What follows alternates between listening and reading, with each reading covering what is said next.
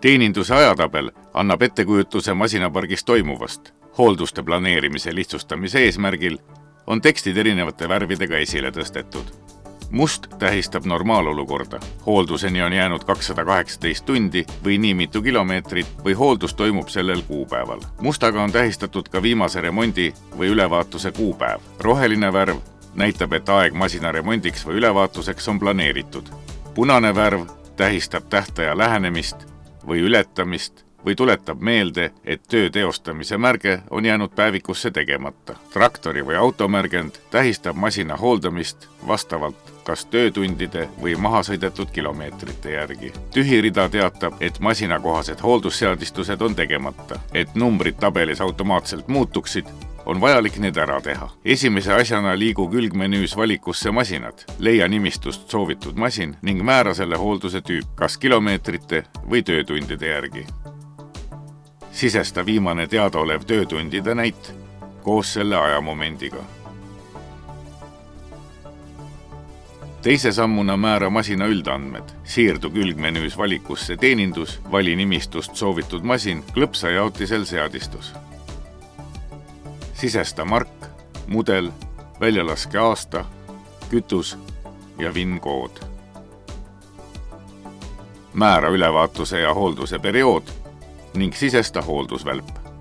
Kolmanda sammuna sisesta masina viimane hooldus. Liigu töö tellimisse, vajuta lähtesta.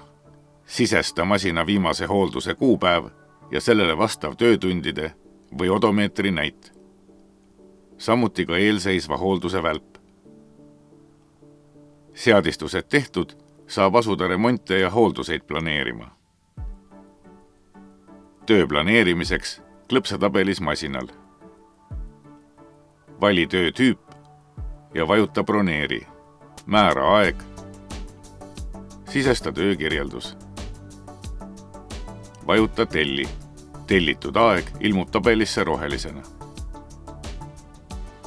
Kui planeeritud töös on tarvis muuta aega või lisada näiteks hinnapakkumine, siis selleks siirdu jaotisse teeninduskäik. Vali töö ja klõpsa pliiatsil. Muuda ära näiteks teenindusaeg või lisa tööle mingi dokument. Salvesta muudatused. Töö tühistamine toimub samas kohas. Vali töö, klõpsa pliiatsil, vajuta tühista töö. Nimistusse jääb töö alles, märkega tühistatud. Teostatud töö tuleb märkida täidetuks. Punane värv viitab, et märge on tegemata. Vali masin, seejärel teeninduskäik. Klõpsa tööl, mida soovid märkida täidetuks. Sisesta märkus.